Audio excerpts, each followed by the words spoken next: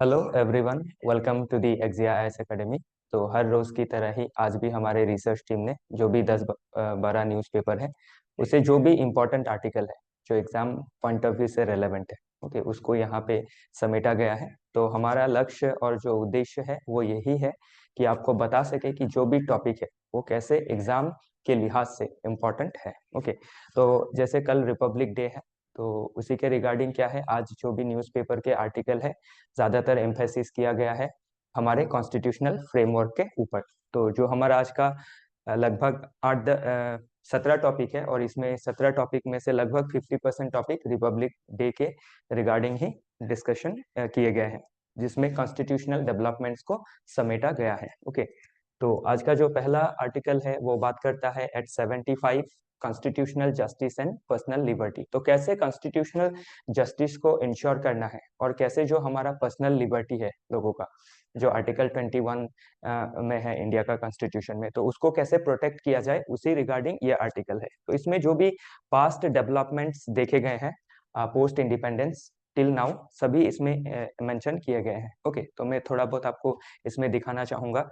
जैसे personal liberty and constitutional ethics, तो article 21 बात करता है रिगार्डिंग पर्सनल लिबर्टी। ओके, और आज के समय पे कैसे जो हमारा पर्सनल लिबर्टी है वो कंप्रोमाइज हो रहा है। आप देख सकते हैं जो आपका 1950 का केस था इन AK गोपालन वर्सेस स्टेट ऑफ मद्रास, उसमें क्या किया गया था, जो एग्जीक्यूटिव था उनको क्या कर दिया गया था, एम्पावर कर दिया गया था कि डिटेंशन लॉ के तहत वो किसी भी इंडिविजुअल को प्रिवेंटिव डिटेंशन कर सकते हैं। ठीक है ना। तो इसमें क्या है, जो जस्टिस फजल अली थे उन्होंने डिसेंट दिखाया था कि, और उस डिसेंट से हमें ये समझ में आता है कि जो पर्सनल लिबर्टी है वो एक डेमोक्रेसी में कितना इंपॉर्टेंट है। और इसी के लिए क्या है, बाद में आप देख सकते हैं जैसे जस्टिस पुट्टास्वामी जजमेंट 2017, उसमें कैसे जो इंडिविजुअल्स के राइट है, लिबर्टी है, डिग्निटी को इनहेंस किया गया है। ओके, और फर्दर जो भी जजमेंट्स है आप सभी में देख सकते हैं कि कोर्ट ग्रेजुअली क्या कर रही है, जो फंडामेंटल राइट्स है, स्पेशली राइट टू पर्सनल जो लिबर्टी है उसको प्रोटेक्ट करने की कोशिश लगातार कर रही है। ओके, तो इसी के रिगार्डिंग ये सभी चीजें हमें समझनी है। ओके, तो इसमें यूपीएससी लिंकेजेस भी बता दिए गए हैं कि कैसे जो GS paper 2 fundamental rights and there interpretation कैसे इंपॉर्टेंट है। ओके, ऐसे में कैसे क्वेश्चन पूछा जा सकता है, liberty and justice two sides of the constitutional coin. Okay, चलिए आगे देखते हैं। इसमें प्रिवेंटिव डिटेंशन एंड आर्बिट्रेरी जो अरेस्ट होता है उसके रिगार्डिंग हमारे कौन कौन से लॉ है, ओके, कौन कौन से एक्ट आए हैं, कैसे जो एक कॉलोनियल हैंगओवर है प्रिवेंटिव डिटेंशन को लेके वो अभी तक कैसे चल रहा है, वो सभी चीजें इसमें मेंशन की गई है। ओके, तो कंटेम्परेरी केसेस में आप देख सकते हैं कि जैसे जो भी एंटी कार प्रोटेस्टर्स थे उनको कैसे अंडर यूएपीए अरेस्ट किया गया था। ओके, और इसमें आपका जो एनसीआरबी का रिपोर्ट है कि जो भी आपका डिटेंशन किया गया था उसमें से जो कन्विक्शन रेट है वो बहुत ही कम है। तो ये भी एक क्या हो जाता है, इंपॉर्टेंट मुद्दा हो जाता है।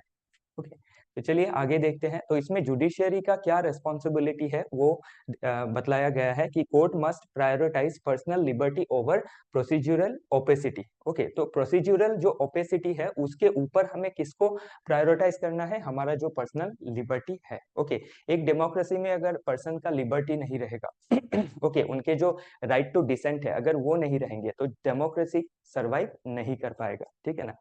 तो इसके आगे आप इसके जो भी यूपीएससी लिंकेजेस है वो भी दिखा दिए गए हैं कि critic of preventive detention law and anti terror legislation. Okay, फिर आपका ethical consideration in governance and law enforcement कैसा होना चाहिए वो भी इसमें मेंशन किया गया है। फिर आप देख सकते हैं role of dissent in democracy. तो जो रोल ऑफ डिसेंट है, ओके, जो डिसएग्री करना होता है गवर्नमेंट के पॉलिसी के अगेंस्ट में हो या गवर्नमेंट का कोई भी जो एक्टिविटी है उसके अगेंस्ट हम डिसेंट रख सकते हैं, और ये डेमोक्रेसी का क्या है, एक बहुत ही जरूरी वैल्यू है। ओके, तो इसको भी प्रोटेक्ट करना है। ऐसा नहीं है कि कोई भी आप जैसे एनएसए जैसा लॉ हो गया या फिर यूएपीए जैसा लॉ हो गया, ओके, फिर पीएमएलए जैसा लॉ हो गया, उसको मिसयूज नहीं करना है। ओके, तो इसी के रिगार्डिंग ये सभी चीजें डिस्कशन में है। चलिए आगे देखते हैं। तो ये सभी चीजें मेंशन कर दी गई हैं, हमारा जो भी पीडीएफ है वो टेलीग्राम ग्रुप में अवेलेबल होगा, आप उससे समझ सकते हैं। ओके, तो हम अभी क्या लेसन ले सकते हैं, ओके।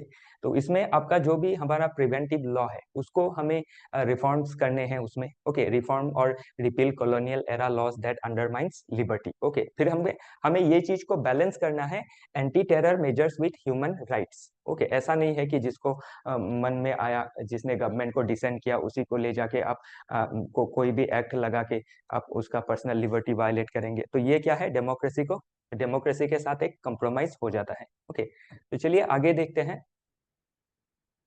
फिर प्रायोरिटाइजिंग जुडिशियल अर्जेंसी। ओके, तो जुडिशरी को भी क्या है, अर्जेंट मेजर्स लेने होंगे। जैसे जो भी प्रोसीजर है उसमें ट्रांसपेरेंसी रखना होगा, अकाउंटेबिलिटी जुडिशरी को लेना होगा कि कैसे प्रोटेक्ट करना है लिबर्टी को। ओके, स्ट्रेंथनिंग डेमोक्रेटिक वैल्यूज, जो भी हमारे डेमोक्रेटिक कोर डेमोक्रेटिक वैल्यूज है, ओके, या फिर जो भी कॉन्स्टिट्यूशनल मोरालिटी है उसको हमें प्रोटेक्ट करना होगा। ओके, क्योंकि अल्टीमेटली कॉन्स्टिट्यूशन किसका है, लोगों का है, क्योंकि प्रियम्बल खुद मेंशन करता है कि we the people of India, मतलब constitution belongs to the people of India. Okay, तो ये सभी चीजों को हमें इसमें समझना होगा। ओके, नेक्स्ट है foundational values, the journey of the Indian state. Okay, तो ये भी रिगार्डिंग आपके रिपब्लिक डे के रिगार्डिंग ही ये आर्टिकल आया है। कॉन्स्टिट्यूशन के जो भी डेवलपमेंट्स है, ओके, जो भी वैल्यूज है वो कैसे वर्क कर रहे हैं, उसमें कौन कौन से चैलेंजेस आ रहे हैं, उसी के रिगार्डिंग ये आर्टिकल है।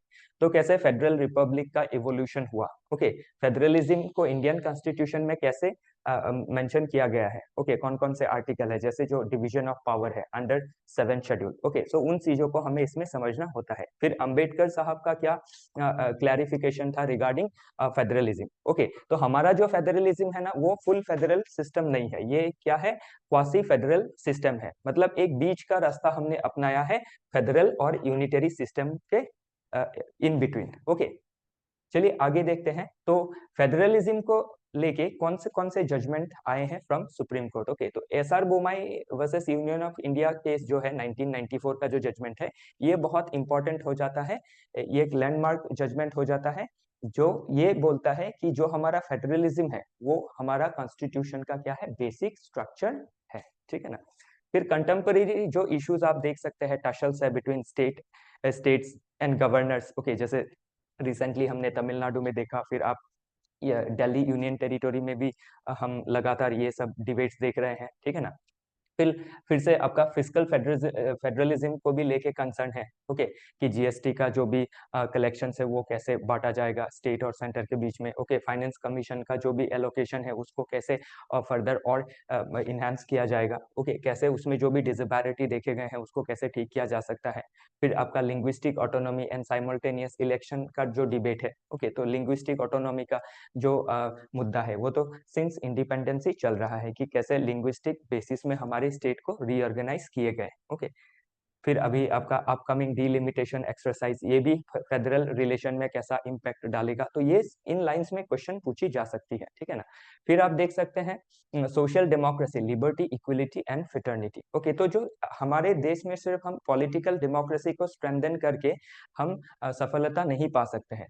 पॉलिटिकल डेमोक्रेसी को पूरी तरह से अचीव करने के लिए, ओके, हमें क्या करना पड़ेगा, हमारा सोशल डेमोक्रेसी को भी स्ट्रेंथन करना पड़ेगा, हमारा इकोनॉमिक डेमोक्रेसी को भी क्या होगा, स्ट्रेंथन करना पड़ेगा। जैसे सोशल डेमोक्रेसी में सोसाइटी में सभी के लिबर्टी होना जरूरी है, सभी को एक फ्री एक्सेस मिलना जरूरी है। ओके, फिर इक्वालिटी सभी के बीच रहना जरूरी है। फिर फ्रेटर्निटी इंश्योर करना है, ताकि एक क्या है, सोसाइटी में different sections of group people के बीच में क्या हो, एक हार्मोनियस रिलेशन बन सके। ठीक है ना।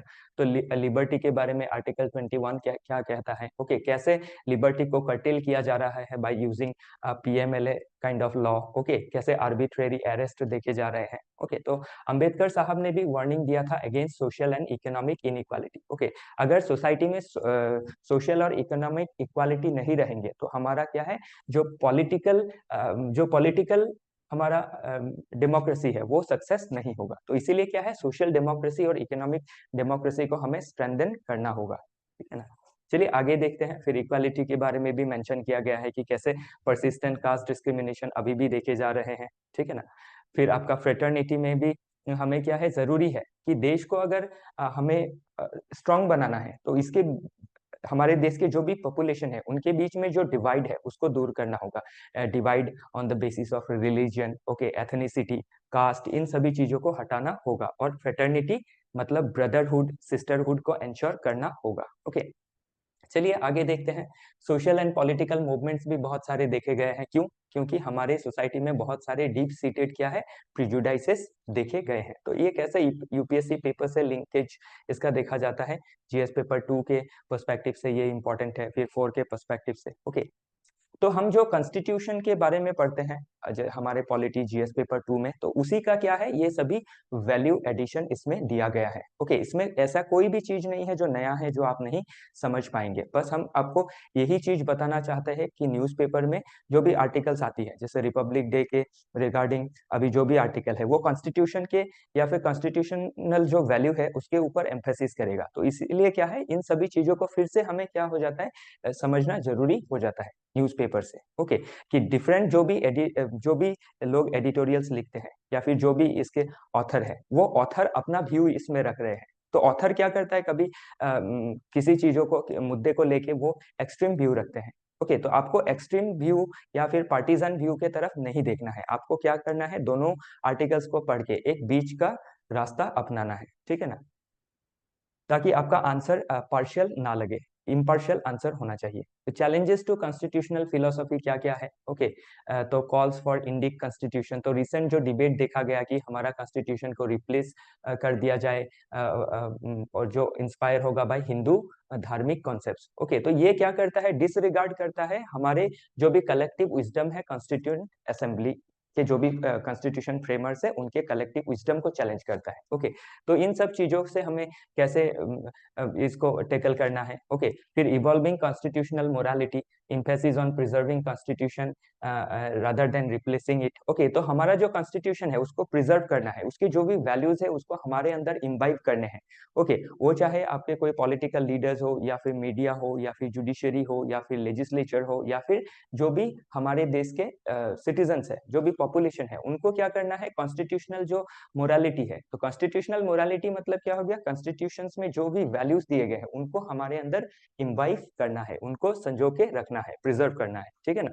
चलिए आगे देखते हैं यूपीएससी लिंकेजेस। तो इसमें बता दिए गए हैं कि कैसा लिंकेज है, कि constitutionalism and the threats of majoritarianism. तो ये ऐसा क्वेश्चन आप इन फ्यूचर एक्सपेक्ट कर सकते हैं। आपको सीधा सीधा ये जो कॉलेज लेवल में, यूनिवर्सिटी लेवल में पूछा जाता था कि कॉन्स्टिट्यूशन का क्या फीचर्स है, वो आपको क्वेश्चन में नहीं पूछा जाएगा। आपको ऐसे क्वेश्चन पूछे जाएंगे कि constitutionalism and the threats of majoritarianism. तो मेजोरिटेरियनिज्म का कॉन्स्टिट्यूशनल जो वैल्यूज है उसके ऊपर कैसा थ्रेट देखा गया है, ऐसे क्वेश्चंस आपको पूछे जाएंगे। ओके, फिर आपका रिविजिटिंग कॉन्स्टिट्यूशनल मोरालिटी इन कंटेम्पररी टाइम्स। तो इन कंटेम्पररी टाइम्स कॉन्स्टिट्यूशनल मोरालिटी को कैसे इम्बाइब किया जा रहा है या फिर कैसे उसके ऊपर चैलेंजेस आ रहे हैं, उन सब चीजों को हमें समझ के रखना होगा ताकि हम एग्जाम में अच्छी तरह से लिख सके इन सभी चीजों को। रोल ऑफ कॉन्स्टिट्यूशनल गार्जियंस, तो कॉन्स्टिट्यूशन का गार्जियंस कौन है? ओके, तो आपका जजेस जो है वो कॉन्स्टिट्यूशन के गार्जियन है। तो अभी हमने तो यही पढ़ा है कि कॉन्स्टिट्यूशन का गार्जियन होता है सुप्रीम कोर्ट, लेकिन ये सिर्फ सुप्रीम कोर्ट का ही रेस्पॉन्सिबिलिटी नहीं है कि कॉन्स्टिट्यूशन को वो गार्ड करे। ओके, इसके अलावा ब्यूरोक्रेट्स का भी रेस्पॉन्सिबिलिटी बनता है, पॉलिटिशियंस का भी रेस्पॉन्सिबिलिटी बनता है, जर्नलिस्ट का भी क्या है, रेस्पॉन्सिबिलिटी बनता है, और आखिर में सिटीजन्स का भी क्या है, रेस्पॉन्सिबिलिटी बनता है, क्योंकि हम सभी कॉन्स्टिट्यूशन के कस्टोडियंस है, कॉन्स्टिट्यूशनल वैल्यूज के कस्टोडियंस है, ठीक है ना। तो हम ये सिर्फ हमारी जिम्मेदारी हम छोड़ नहीं सकते हैं कि ये सिर्फ जो है भी गार्जियन का रोल है कि जजेस ही प्ले करेंगे या फिर सिर्फ कोर्ट ही प्ले करेगा। ओके, हमारे एंड से भी रेस्पॉन्सिबिलिटी रहता है। ओके, फिर जुडिशरी का रोल आप इसमें देख सकते हैं, फिर से AK गोपालन केस के बारे में मेंशन किया गया है। ओके, तो जो हमारा इंडिविजुअल का राइट है वो सोसाइटल नीड्स के साथ कैसे बैलेंस करना होगा। ओके, सिटीजन्स का क्या रोल होगा to uphold the constitutional principles. Okay, active participation करना होगा डेमोक्रेटिक प्रोसेस में। ओके, फिर हमें एथिकल एंगेजमेंट करना होगा in addressing social and political inequalities. हमें सिर्फ पॉलिटिकल इनइक्वालिटीज, जैसे हम सभी को राइट टू वोट मिल गया, तो इससे खाली क्या है, इक्वालिटी इंश्योर नहीं होता है। अगर सोसाइटी में लार्ज स्केल में डिसपैरिटीज रहेंगी, कास्ट बेस्ड डिस्क्रिमिनेशन होगा, एथनिक बेस्ड डिस्क्रिमिनेशन होगा, ठीक है, फिर कम्युनल बेस्ड डिस्क्रिमिनेशन अगर होगा, जेंडर बेस्ड अगर डिस्क्रिमिनेशन होगा तो इससे क्या है, हम हमारा जो देश है उसमें जो भी कॉन्स्टिट्यूशनल वैल्यूज है उसको नहीं पा पाएंगे, ठीक है ना। तो पॉलिटिकल इक्वालिटी के अलावा भी हमें सोशल और इकोनॉमिक इक्वालिटी भी इंश्योर करना होगा। इकोनॉमिक इक्वालिटी में जो भी हमारे देश में रिसोर्सेस है, ओके, वो सभी उन रिसोर्स का क्या होगा, एक इक्विटेबल डिस्ट्रीब्यूशन हमें इंश्योर करना होगा, तभी हम क्या है, एक डेवलप या फिर एक सक्सेसफुल नेशन बन पाएंगे। ओके, इसके लिए हमारा जो लीगल डॉक्यूमेंट है कॉन्स्टिट्यूशन, उसमें सारे प्रोविजंस है, लेकिन इसको क्या है, इन प्रैक्टिकलिटी हमें इसको अप्लाई करना होगा और अचीवमेंट पाना होगा, ठीक है ना। चलिए आगे देखते हैं। तो यूपीएससी लिंकेजेस इसमें दिखा दिए गए हैं। फिर की recommendations for the next 75 years क्या क्या है, तो स्ट्रेंथनिंग फेडरलिज्म को हमें स्ट्रेंथन करना है, ठीक है ना। फिजिकल जो फ्रेमवर्क है उसको बैलेंस करना है, स्टेट ऑटोनॉमी को बनाए रखना है, ठीक है ना। Ensure equitable distribution of resources, तो रिसोर्स को इक्विटेबली डिस्ट्रीब्यूट करना होगा अमंग दी स्टेट्स। ओके, फिर आपका एडवांसिंग सोशल डेमोक्रेसी को एडवांस करने के लिए हमें इनइक्वालिटीज को दूर करना होगा, फेटर्निटी को फॉस्टर करना होगा। ओके, फिर प्रिजर्विंग कॉन्स्टिट्यूशनल फिलोसॉफी, जो हमारा कॉन्स्टिट्यूशनल फिलोसॉफी है, ओके, हमारा कॉन्स्टिट्यूशन क्या गाइड करता है, हमें क्या बताता है, हमें कौन से वैल्यूज देता है, तो उन चीजों को हम कैसे इन रियलिटी इम्बाइब कर सकते हैं, वो सभी चीजें इसमें मेंशन की गई हैं। ओके, फिर नेक्स्ट है एम्पावरिंग सिटीजन एज गार्जियंस, तो सिटीजन को गार्जियन के तौर पे एम्पावर करना होगा। इसके लिए हमें सिविक पार्टिसिपेशन को एनकरेज करना होगा, अवेयर करना होगा about their constitutional rights. Okay, ensure transparency and accountability in governance, और गवर्नेंस जो सिस्टम है उसमें ट्रांसपेरेंसी लाना होगा, अकाउंटेबिलिटी, रेस्पॉन्सिबिलिटी एंश्योर करना होगा। ओके, चलिए आगे देखते हैं। जीएस पेपर 1 के पर्सपेक्टिव से हम देख सकते हैं, हम जब हिस्ट्री पढ़ेंगे तो उसमें हम इवोल्यूशन देखेंगे कि हमारा जो भी पॉलिटिकल स्ट्रक्चर है उसका प्री इंडिपेंडेंस एरा में और पोस्ट इंडिपेंडेंस के समय पे कैसे जो भी स्ट्रक्चर्स है उसके इवोल्यूशन हुए हैं। तो इसीलिए हमें क्या है, हमारा जो भी मॉडर्न इंडियन हिस्ट्री है, okay, post independence history of India है, उसको अच्छी तरह से प्रिपेयर करना होगा। ओके, तो आप इसमें प्रीवियस ईयर क्वेश्चन भी देख सकते हैं कि ये पूछा गया है। ओके, कि discuss the role of the Indian constitution in uniting the country post independence, की कैसे इंडियन कॉन्स्टिट्यूशन ने रोल प्ले किया है यूनाइट करने में, लोगों को यूनाइट करने में इंडिपेंडेंस के बाद। तो ये सभी चीजें हमें समझनी जरूरी हो जाती है। प्रोबेबल क्वेश्चंस भी इसमें मेंशन किए गए हैं। ओके, फिर GS paper 2 polity and governance के पॉइंट ऑफ व्यू से past year question, okay, probable questions इसमें दिखाए गए हैं, ठीक है ना। फिर आपका जीएस पेपर 4 एथिक्स में हमें ethical challenges in preserving constitutional values, okay, तो कैसे क्या क्या एथिकल चैलेंजेस है कॉन्स्टिट्यूशनल वैल्यूज को प्रिजर्व करने में, तो वो चीज हमें देखना होगा, ठीक है ना। एक ट्रेडिशनल मोरालिटी क्या होता है, कॉन्स्टिट्यूशनल मोरालिटी क्या होता है, ट्रेडिशनल जो मोरालिटी है वो कॉन्स्टिट्यूशनल मोरालिटी के साथ कैसे कन्फ्लिक्ट कर रहे हैं, इन चीजों को भी इसमें समेटना जरूरी हो जाता है, ठीक है ना। फिर role of individuals in upholding justice, fraternity and equality, तो इंडिविजुअल का भी रोल है कि आप सोसाइटी में जस्टिस इंश्योर करें। ओके, आपके खुद के एक्टिविटीज में भी क्या नहीं होना चाहिए, अनफेयरनेस नहीं होना चाहिए, ठीक है ना। फिर आपके जो काम है उसमें भी, आपके सोच में भी क्या होना चाहिए, इक्वालिटी होना चाहिए, आपके मन में एक फ्रेटर्निटी का भाव होना चाहिए। आपको लोगों को उनके जेंडर के बेस में, उनके कास्ट के, उनके एथनिसिटी, उनके रिलीजन के बेस में आपको डिस्क्रिमिनेशन नहीं रखना चाहिए, ठीक है ना। तो हर इंसान जब अच्छे होंगे तभी देश अच्छा होगा। एक इंसान या चंद इंसान के ठीक होने से देश का भला नहीं होगा। तो देश के भले होने के लिए सभी को अच्छा होना पड़ेगा, अच्छा बनना पड़ेगा और अच्छा काम करना पड़ेगा, ठीक है ना। तो प्रीवियस ईयर क्वेश्चंस में क्या है, ये सभी इसमें मेंशन कर दिया गया है। बाकी ऐसे पेपर में आपका कॉन्स्टिट्यूशनल मोरालिटी क्या होता है, इसको आपको समझना है कि कॉन्स्टिट्यूशन में जो भी वैल्यूज है वो कॉन्स्टिट्यूशनल मोरालिटी को रिफ्लेक्ट करता है। ओके, और कैसे कॉन्स्टिट्यूशनल मोरालिटी क्या है, बेडरॉक ऑफ इंडियन डेमोक्रेसी है। आप अगर हमारा प्रियम्बल भी पढ़ लेंगे ना, तो उससे भी आपको समझ में आ जाएगा कि कॉन्स्टिट्यूशनल मोरालिटी क्या है, या फिर कॉन्स्टिट्यूशनल वैल्यूज कौन से हैं और कितने इंपॉर्टेंट है, ठीक है ना। तो लिबर्टी, इक्वालिटी, फ्रेटर्निटी, ये क्या है, कॉन्स्टिट्यूशनल वैल्यूज है। ओके, नेक्स्ट आर्टिकल भी रिगार्डिंग रिपब्लिक डे के अवसर पर ही आया है और ये भी कॉन्स्टिट्यूशन के बारे में ही बात करता है। ओके, तो the republican character of India, a legacy to uphold. तो क्या रिपब्लिकन कैरेक्टर है इंडिया का और कैसे हमारा कॉन्स्टिट्यूशन वो कैरेक्टर हमें दे रहा है, ये चीजें हमें समझनी जरूरी हो जाती है। ओके, तो रिपब्लिक क्या है इसके बारे में नेहरू जी का व्यू इसमें दिया गया है। तो उन्होंने कहा है कि Republic inherently included democracy. Okay, तो उनके हिसाब से क्या है, जो डेमोक्रेसी, रिपब्लिक डेमोक्रेसी को इंक्लूड करता है, ठीक है ना। तो रिपब्लिक क्या है, जिसमें रूल ऑफ लॉ होगा, उसमें आपका मोनार्की नहीं होगा, जो भी हमारे देश के रिप्रेजेंटेटिव है वो चुने हुए होंगे, और हमारे देश में जितने भी सिटीजन है वो ऐसा नहीं है कि सिर्फ वोटिंग में ही पार्टिसिपेशन करेंगे, वो इलेक्शन में भी कॉन्टेस्ट कर सकते हैं, इवन प्रेसिडेंशियल पोस्ट के लिए भी कॉन्टेस्ट कर सकते हैं। ओके, तो डेमोक्रेसी और रिपब्लिक जो आइडिया है, दोनों एक दूसरे को री इन्फोर्स करता है, ठीक है ना। चलिए आगे देखते हैं बी आर अम्बेडकर का व्यू इसमें क्या है, ठीक है ना। That ultimate authority rested with the people. जो अल्टीमेट अथॉरिटी है देश का, वो रेस्टेड विद पीपल है। हमारा कॉन्स्टिट्यूशन शुरू ही होता है we the people of India से, तो वही रिपब्लिक है। कि ये कॉन्स्टिट्यूशन किसका है, हमारा है, किसने फ्रेम किया है, हम ही ने फ्रेम किया है, नो डाउट। 299 रिप्रेजेंटेटिव्स थे, तो वो रिप्रेजेंटेटिव्स क्या थे, डिफरेंट स्टेट्स से चुन के गए थे। तो इसीलिए क्या है, वो किसको रिप्रेजेंट कर रहे थे, हमें रिप्रेजेंट कर रहे थे। ओके, और कैसे चुना गया था, एक कॉन्स्टिट्यूशन फ्रेमर्स क्या सिर्फ एक के व्यू से ही बना था, नहीं। उसमें क्या था, एक कलेक्टिव डेलिबरेशन था, डिबेट था, उसके बाद फाइनली इसको अडॉप्ट किया गया, ठीक है ना। चलिए आगे देखते हैं return constitution for a diverse society. तो हमारा सोसाइटी बहुत डाइवर्स है, और इसमें क्या है, सभी का जो मत है वो अलग अलग हो सकता है।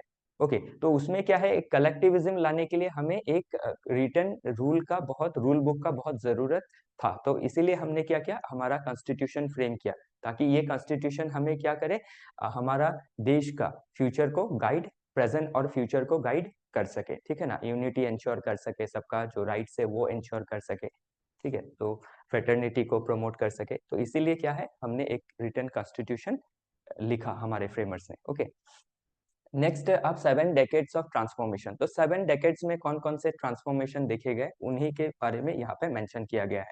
देखिए मैं फिर से आपको बताना चाहूंगा, इसमें लगभग 17 आर्टिकल है, तो सभी चीजों को खोल के समझाना हमारे लिए अभी इस एक क्लास में पॉसिबल नहीं होगा, और हम इसको ज्यादा लंबा नहीं खींचना चाहते हैं। तो जो भी चीजें इसमें मेंशन की गई है एकदम सरल लैंग्वेज में है, आपका खाली फाउंडेशन लर्निंग जो है वो स्ट्रांग होना चाहिए, बाकी आप इसको पढ़ते ही समझ लेंगे और एक लिंक बना पाएंगे कि ये एग्जाम के लिए कितना रेलेवेंट है। ओके, चलिए आगे बढ़ते हैं।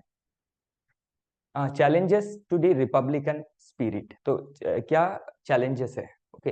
तो इंस्टीट्यूशनल इरोजन्स देखे गए हैं। ओके, जैसे हमारा जो भी कॉन्स्टिट्यूशनल बॉडी है वो कैसे वीकन हो रहा है, फिर जो पार्लियामेंट का रोल है वो कैसे कम हो रहा है। अभी आपका इन फ्यूचर क्या है, एग्जाम में क्वेश्चन सिर्फ इस पॉइंट से पूछ लिया जाएगा। ओके, कि कैसे जो कॉन्स्टिट्यूशनल बॉडी है वो वीक हो रहे हैं, उनका जो काम में ट्रांसपेरेंसी है वो कैसे कम हो रहा है, उनका इंडिपेंडेंस, उनका ऑटोनॉमी कैसे कॉम्प्रोमाइज हो रहा है। सीधा सीधा एक क्वेश्चन इसमें आपका बन सकता है 10 और 15 मार्क के लिए, ठीक है ना। तो इन सभी मुद्दों पे आपको ध्यान देना है। ओके, और फिर diminishing the role of parliament, इसमें भी एक क्वेश्चन बन सकता है 10 to 15 मार्क्स के लिए। ओके, या फिर कभी इसके ऊपर ऐसे भी पूछे जा सकते हैं। तो ये इन सब चीजों को आपको ध्यान देना है। ओके, तो मैं आपको ये बताना चाह रहा हूँ कि आपको ये इन सभी चीजों को कैसे पढ़ना होगा एग्जाम पॉइंट ऑफ व्यू से, ठीक है ना। फिर जुडिशियल इंडिपेंडेंस का जो देखा गया है कि कॉम्प्रोमाइज हो रहा है, increasing pressure on the judiciary raise concern about its autonomy. तो ऑटोनॉमी के ऊपर कैसे एक प्रेशर पड़ रहा है, ठीक है ना। तो वो चीज आप इसमें देख सकते हैं। सोशल इनइक्वालिटीज है, ओके, जो क्या कर रहे हैं, चैलेंज कर रहे हैं to the republican spirit. Okay, और दी पाथ फॉरवर्ड क्या है या फिर दी वे फॉरवर्ड क्या है, वो सभी इसमें मेंशन किए गए हैं। आप एज इट इज एग्जाम में लिख सकते हैं अगर ये क्वेश्चन बना तो। स्ट्रेंथनिंग इंस्टीट्यूशंस, जो भी इंस्टीट्यूशंस हमारे हैं, जैसे अभी डिस्कस किया, जो भी कॉन्स्टिट्यूशनल बॉडीज है जैसे कैग है, इलेक्शन कमीशन है, उनको कैसे स्ट्रेंथन करना है, उनका इंटीग्रिटी कैसे इंश्योर करना है, उनका इंडिपेंडेंस कैसे बनाए रखना है, ये सभी चीजें हमें देखनी होंगी। सोशल जो डेमोक्रेसी है उसको प्रमोट करना होगा। तो सोशल डेमोक्रेसी प्रमोट करने के लिए क्या है, ग्रेटर इक्वालिटी हमें चाहिएगा सोसाइटी में, इंक्लूसिविटी लाना होगा। ओके, तो ये इन सभी चीजों को ठीक करना होगा। चलिए देखते हैं अगला आर्टिकल।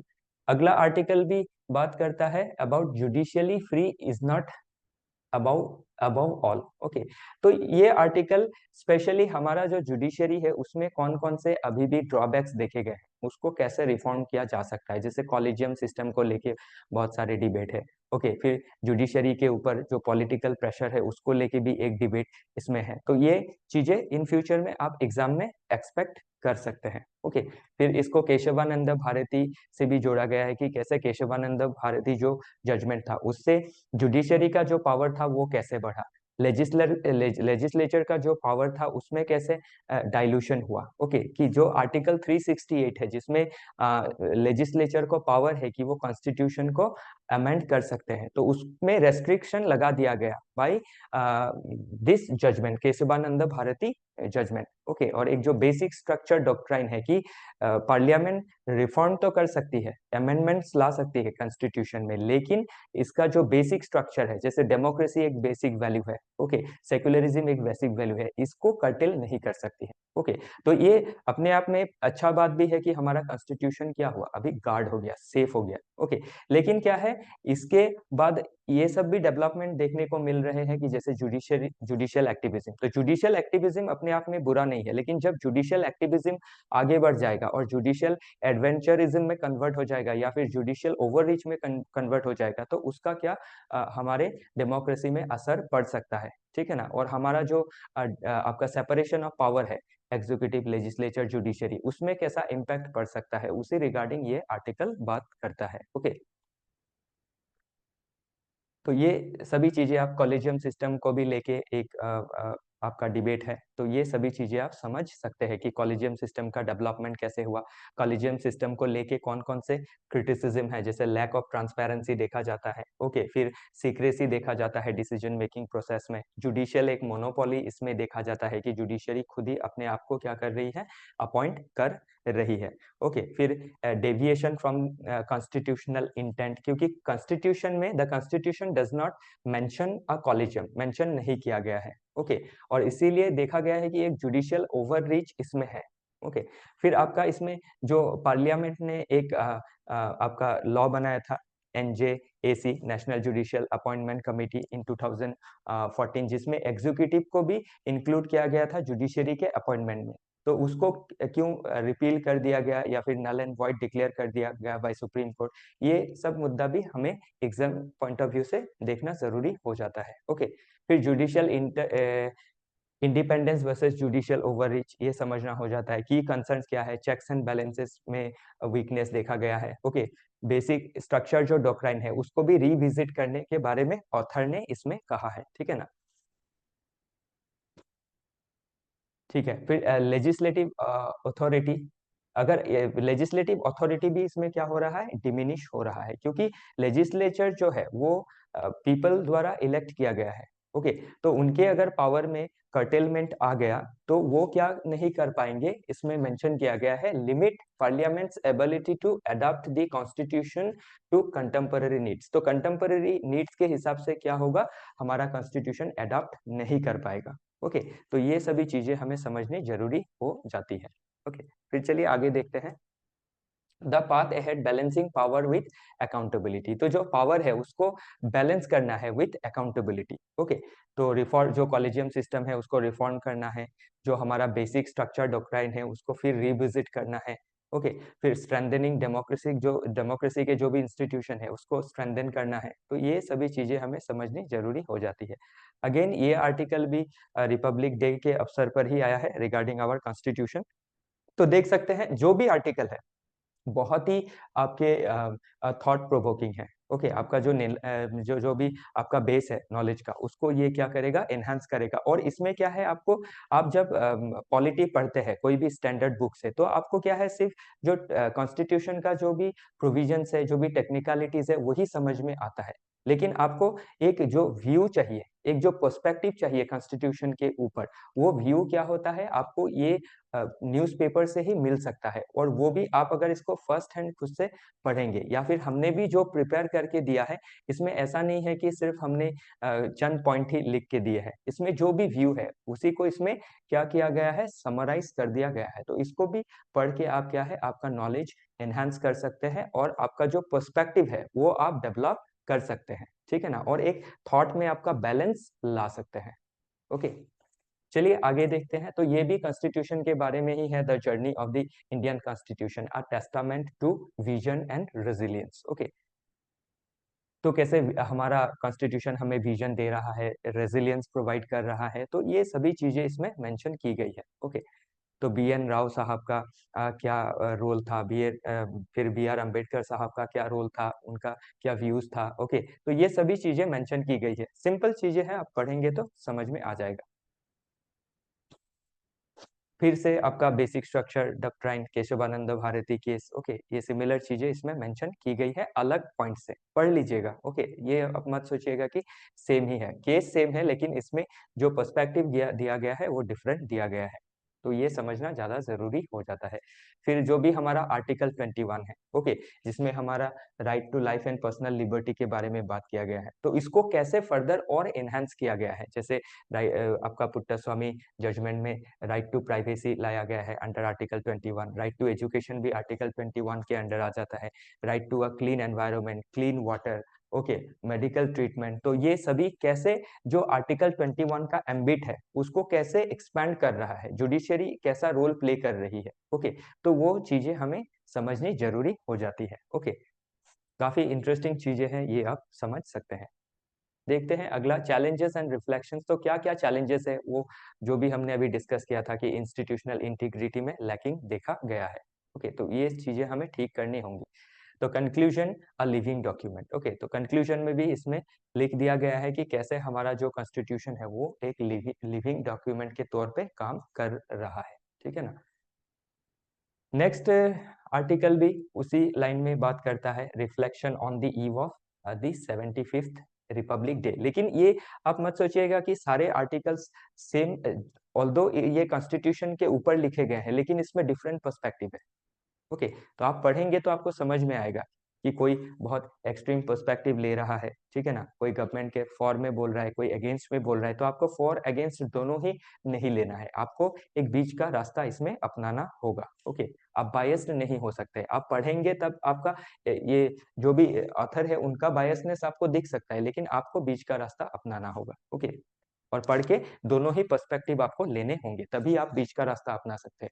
शायद आप खुद भी बायस्ड हो सकते हैं किसी एक पॉइंट को लेके। ओके, तो उस चीजों को इसमें आप क्या कर सकते हैं, रिफाइंड कर सकते हैं, अपने आप को रिफॉर्म कर सकते हैं। ओके, तो अगेन सेम आर्टिकल है, तो मैं इसके ऊपर ज्यादा चर्चा नहीं करूंगा। आप इसमें देख सकते हैं कि 75 ईयर्स में जो भी ऑथर साहब है उन्होंने लिखा है कि हमारे क्या क्या अचीवमेंट्स रहे हैं। तो लाइफ एक्सपेक्टेंसी में हमारा अचीवमेंट रहा है कि जो 47 में 32 ईयर्स था, 75 ईयर्स तक हो गया है, तो ये क्या है, हमारा एक अचीवमेंट ही है।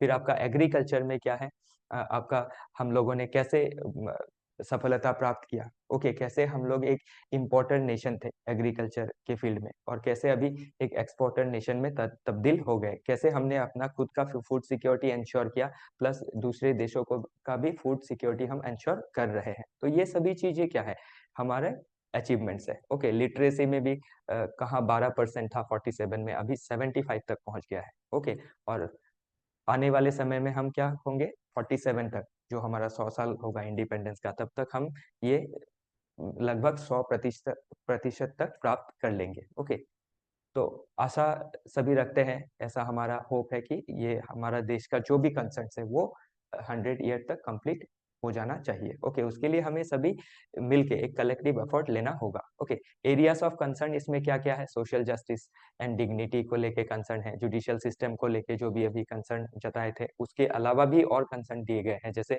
जस्टिस डिलीवरी में डिले हो रहा है, केस बैकलॉग्स देखे गए हैं, लगभग 4 करोड़ से भी ज्यादा केस पेंडिंग है। ओके, और आपका अंडर ट्रायल्स 67% है। तो ये सभी चीजें क्या है, जुडिशियल सिस्टम में इन सभी चीजों को रिफॉर्म करना बहुत जरूरी है। ये सभी चीजें चैलेंज के तौर पे उभर उभर रही है। ओके, तो सिस्टमैटिक रिफॉर्म हमें चाहिए, इफिशिएंट होना चाहिए, टाइमली होना चाहिए, अफोर्डेबल जस्टिस सिस्टम होना चाहिए फॉर सिटीजन। ओके, फिर इकोनॉमिक इनइक्वालिटी है, उनको दूर करना है, तो सभी सिमिलर तरह की चीजें हैं, आप पढ़ सकते हैं। ओके, चलिए आगे देखते हैं, constitutional value and their relevance today. तो क्या रेलेवेंस है, जैसे जस्टिस, इक्वालिटी, फेटर्निटी, जो हमारे कॉन्स्टिट्यूशन में मेंशन किया गया है। ओके, तो इन चीजों का मतलब इन चीजों को इम्बाइब करना, ओके, इनको अप्लाई करना, ये सभी वैल्यूज को सोसाइटी में इन रियलिटी पाना हमारे लिए बहुत जरूरी है।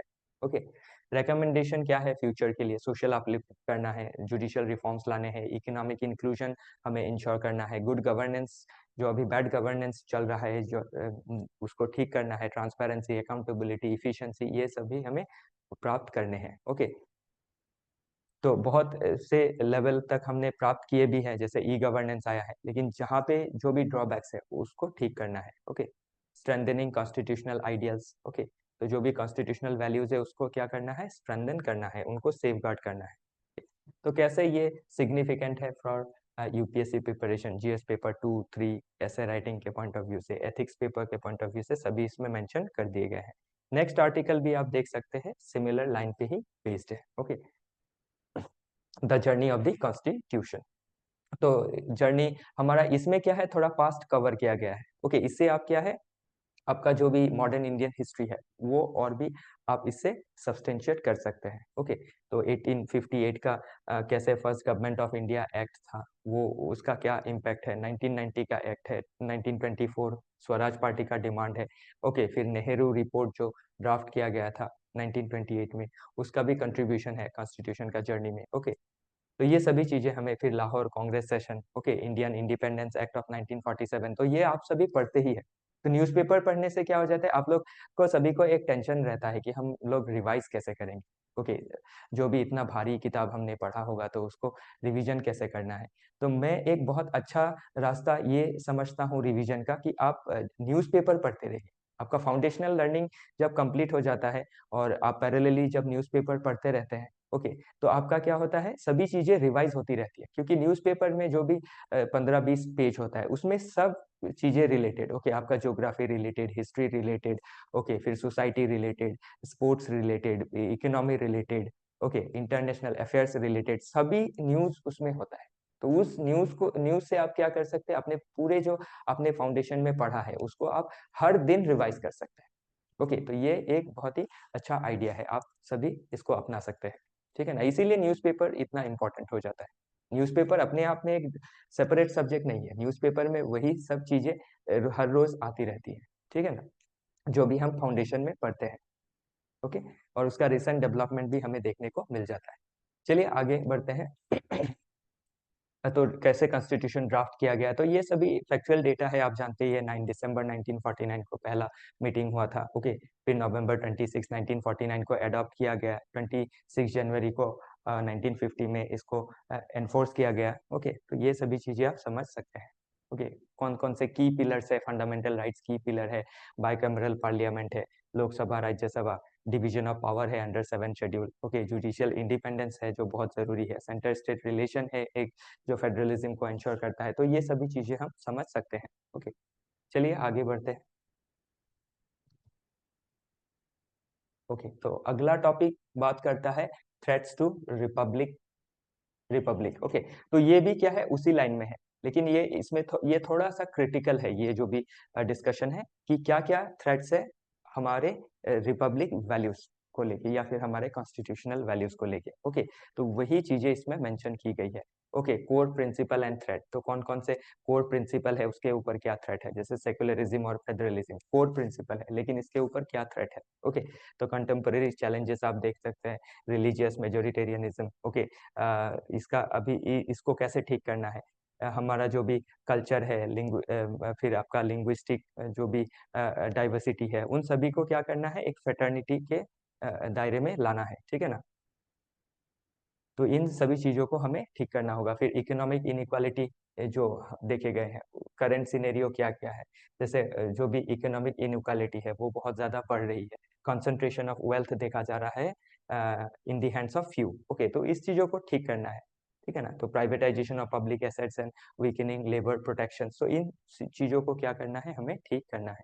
फिर फेडरल स्ट्रक्चर में कौन कौन से चैलेंजेस है। ओके, कॉन्स्टिट्यूशनल प्रोविजन क्या है, प्रेजेंट सिनेरियो में देखा जा रहा है कि सेंट्रलाइजेशन ज्यादा है। ओके, जैसे push for one nation one election का क्या इम्पैक्ट रहेगा स्टेट ऑटोनॉमी में, तो ये सभी चीजें समझनी जरूरी हो जाती है। ओके, तो जैसे वन नेशन वन इलेक्शन है, तो ये अभी काफी चर्चे में है। ओके, न्यूज़पेपर में आते रहता है, तो ये चीजें क्या है, एग्जाम में पूछी जा सकती है। ओके, चलिए आगे देखते हैं। की कॉन्स्टिट्यूशनल वैल्यूज एट रिस्क, तो कौन से वैल्यूज है जो रिस्क में है? Freedom, equality, dignity, social justice. Okay, कैसे एक्शन लेने हैं? Restoration of welfare state principle को कैसे रीइंस्टेट करना है, जो डीपीएसपी में मेंशन किया गया है। ओके, तो फिर आपका डिफेंडिंग फेडरलिज्म को कैसे डिफेंड करना है, सेकुलरिज्म को कैसे प्रोटेक्ट करना है, तो वही चीजें इसमें मेंशन की गई है। चलिए आगे देखते हैं। अगला आर्टिकल है अबाउट गांधी जी। ओके, तो गांधी जी के बारे में, गांधी जी के वैल्यूज के बारे में, गांधी जी की जो आपकी भतीजी थी, उन्होंने जो डायरी लिखा था, उससे ये चीजें इसमें डिस्कस की गई है। तो ये जो भी आपने गांधी जी के बारे में पढ़ा है मॉडर्न इंडियन हिस्ट्री में, तो उसी रिगार्डिंग उनके जो भी वैल्यूज थे, नॉन वायलेंस थे, सेवा का जो एक वैल्यू था, तो उन्हीं वैल्यू को आज के डेट में वो कितने रेलेवेंट है, उसी रिगार्डिंग ये आर्टिकल बात करता है। ओके, तो ये सभी चीजें आप देख सकते हैं इसमें से। ओके, तो इसमें हाईलाइट भी कर दिए गए हैं कि कंटेम्पररी रेलेवेंस, जैसे गांधी प्रिंसिपल ऑफ अहिंसा, सेवा, एम्पैथी, जो एसेंशियल है addressing current socio political challenges. Okay, ethical governance के लिए भी ये वैल्यूज जरूरी है। ओके, फिर और मनु डायरी से हम क्या देख सकते हैं? Gandhi relentless pursuit for justice, particularly for the oppressed class. Okay, Hindu Muslim unity के बारे में जो भी उनका जो भी प्रयास था। ओके, और आज के डेट में कौन सा लैंडस्केप देखा गया है, कितना सोसाइटी फ्रेगमेंट हो गया है, तो ये सभी आइडियाज को क्या है आज के डेट में हमें एम्प्लाई करना है। ओके, चलिए आगे देखते हैं। तो ये सभी चीजें इसमें दिखा दी गई है कि कैसे लिंकेजेस है। तो linkages with contemporary issues, gender sensitivity and agency, empowering women, तो गांधी जी ने भी बहुत ज्यादा फोकस किया था वुमेन एम्पावरमेंट में। तो ये चीजें आप रिलेट करके लिख सकते हैं। ओके, कैसे मॉरल लीडरशिप देना है इन गवर्नेंस। ओके, कैसे गांधी जी के लाइफ से हम एग्जाम्पल ले सकते हैं, तो ये सभी चीजें आप समझ सकते हैं। The artist and the statute. Okay, तो इसमें स्टैच्यूट मतलब हमारा कॉन्स्टिट्यूशन को बतलाया गया है। ओके, और कॉन्स्टिट्यूशन में जो भी आर्टिस्टिक वर्क है उसके बारे में ये आर्टिकल है। तो इन फ्यूचर आप क्वेश्चन एक्सपेक्ट कर सकते हैं इस लाइन में। Okay, so constitution as a social and cultural document, तो कॉन्स्टिट्यूशन जो है हम इसको ऐसे ही समझते हैं कि ये हमारा क्या है, लीगल डॉक्यूमेंट है, लेकिन ये सिर्फ लीगल डॉक्यूमेंट ही नहीं है, ये इसके अलावा भी क्या है, सोशल एंड कल्चरल डॉक्यूमेंट भी है।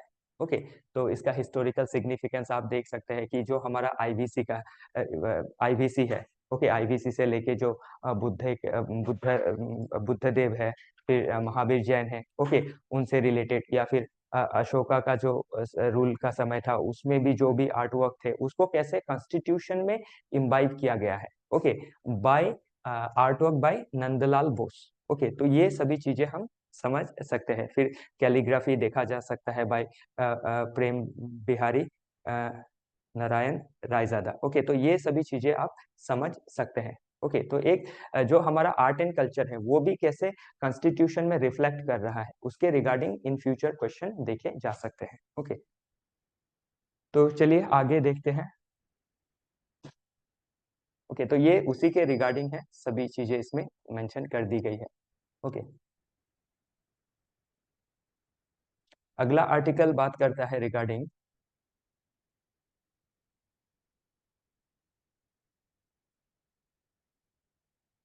Okay just a minute.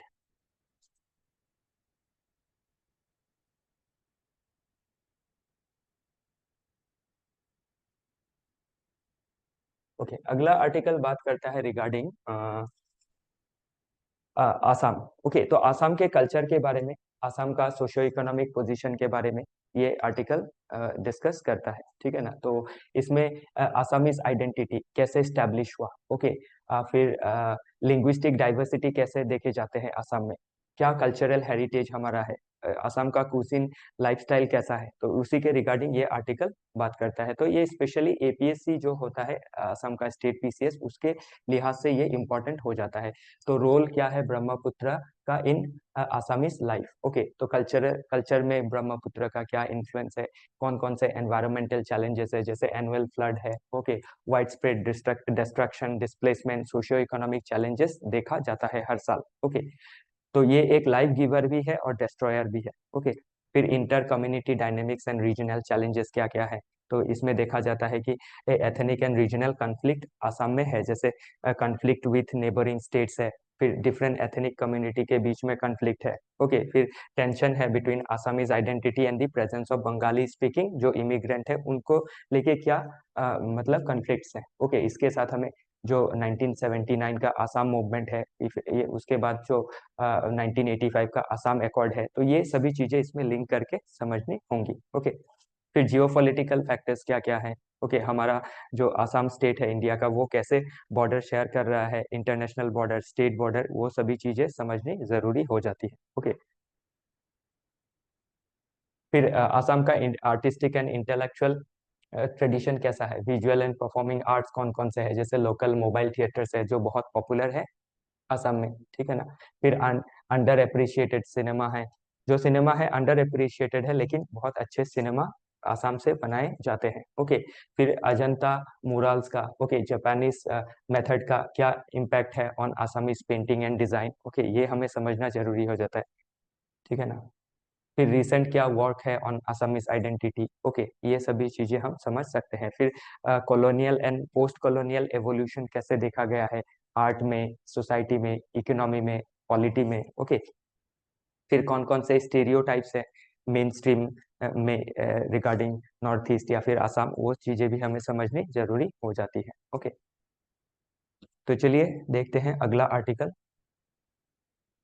तो अगला आर्टिकल बात करता है रिगार्डिंग कि 1980s में, ओके, ग्लोबल लेवल में जो भी प्रॉब्लम्स देखे गए थे और आज के समय में जो भी प्रॉब्लम्स देखे गए हैं उनमें क्या कनेक्शन है और उनसे इंडिया या फिर जो अलग नेशन है वो क्या सीख ले सकते हैं। ओके, तो जियोपॉलिटिकल डायनामिक्स देन, तब क्या डायनामिक्स थे और अब कौन से डायनामिक्स है।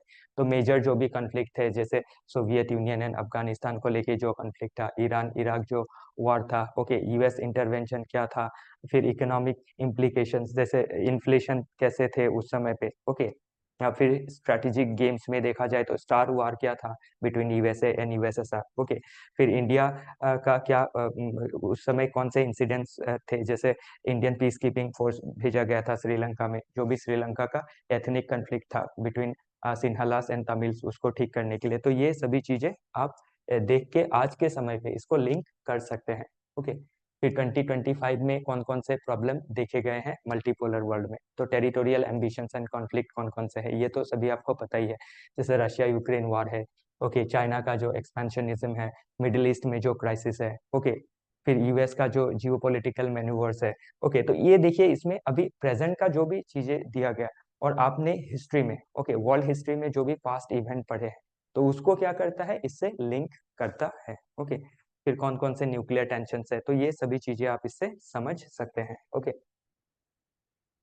और इससे इंडिया क्या सीख ले सकता है वो भी इसमें मेंशन किया गया है। ओके, तो इंडिया स्ट्रेटेजिक पाथ फॉरवर्ड, तो इंडिया कैसे पाथ फॉरवर्ड ले सकता है, डिप्लोमेटिक एंगेजमेंट कैसे कर सकता है और कैसे एक मल्टीलैटरल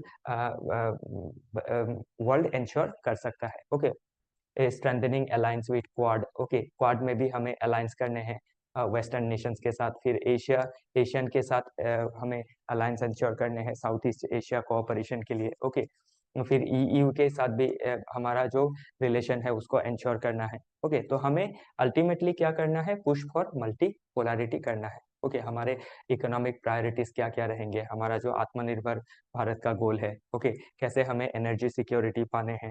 ओके, कैसे टेक्नोलॉजिकल बूस्ट लाना है। ओके, डिफेंस प्रिपेयर्डनेस कैसे रखने हैं, हमारे बॉर्डर को कैसे सिक्योर करना है in eastern front end western front, तो वो सभी चीजें इसमें समझनी जरूरी हो जाती है।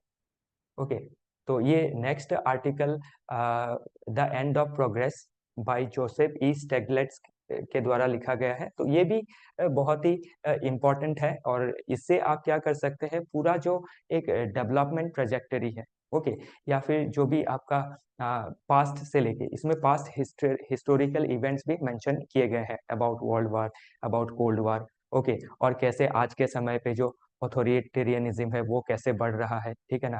फिर जो भी इंस्टीट्यूशन है ग्लोबल लेवल पे उसको कैसे और ज्यादा उसमें डेमोक्रेसी इंश्योर किया जाए, कैसे रूल बेस्ड ऑर्डर इंश्योर किया जाए, ठीक है ना। गवर्नमेंट का क्या रिस्पॉन्सिबिलिटीज रहेगा, ग्लोबल इंस्टीट्यूशंस के क्या रिस्पॉन्सिबिलिटीज रहेंगे, उसी रिगार्डिंग ये आर्टिकल बात करता है। ओके, और बहुत ही ज्यादा जरूरी है, आपको एक बहुत ही हॉलिस्टिक नॉलेज ये आर्टिकल आपको देगा। ओके, चलिए अगला आर्टिकल देखते हैं। ओडिशा टॉप्स नीति physical health index, Chhattisgarh next best. तो इसमें जो नीति आयोग का फिजिकल हेल्थ इंडेक्स है, तो स्टेट्स के फिजिकल पोजीशंस कैसे हैं, ओके, उनका फिजिकल हेल्थ कैसा है, तो उसी के रिगार्डिंग ये आर्टिकल है।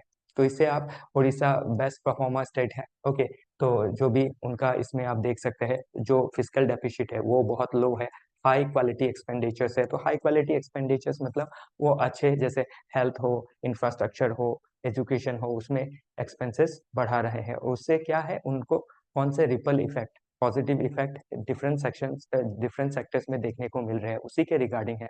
और जो भी आपके स्टेट्स है लाइक केरला, पंजाब, वो कैसे चैलेंजेस फेस कर रहे हैं, ओके, उनका एक्सपेंडिचर का क्वालिटी कैसे बिगड़ रहा है, उसी रिगार्डिंग ये आर्टिकल बात करता है, ठीक है ना।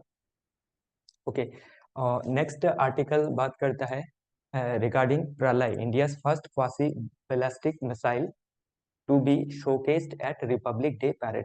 तो इसमें अबाउट इंडिया का जो भी मिसाइल टेक्नोलॉजी में जो भी अचीवमेंट्स है उसके रिगार्डिंग बात किया गया है। इसमें प्रलय के साथ ही ब्रह्मोस, प्रहार, निर्भय, इन सभी डेवलपमेंट्स के बारे में बात किया गया है, और ये कैसे हमारे देश की सिक्योरिटी को स्ट्रेंथन कर सकता है वो इसमें मेंशन किया गया है, ओके। इसके क्या रेलेवेंस है वो आप इससे देख सकते हैं।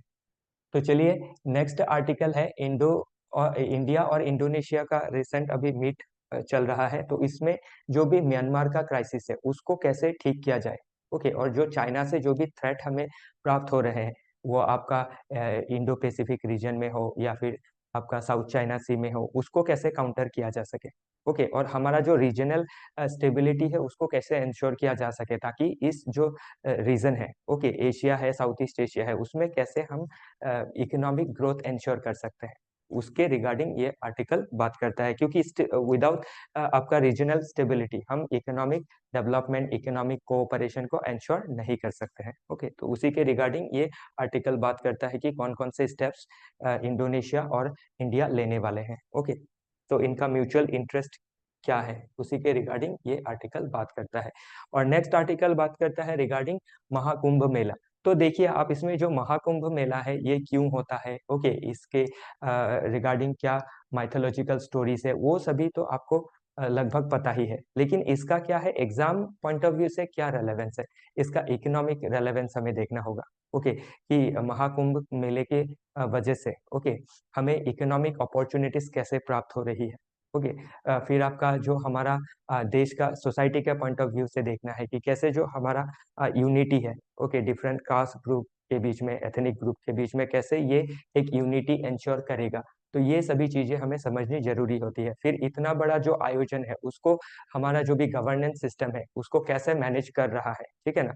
तो इन मुद्दों को हमें समेटना होगा, समझना होगा एग्जाम पर्सपेक्टिव से, ओके। तो आप ये जो भी फैक्चुअल डिटेल्स है उसके साथ भी इसका, उसके साथ इसका इकोनॉमिक इम्पैक्ट, इसका सोशल इम्पैक्ट, इसका कल्चरल इम्पैक्ट, इसको समझना जरूरी हो जाता है, ठीक है ना। तो इसी के साथ आज का जो भी हमारा डिस्कशन है वो समाप्त होता है। कल फिर मिलेंगे डिफरेंट टॉपिक के साथ, तब तक के लिए जुड़िए रहिएगा हमारे साथ। अलविदा।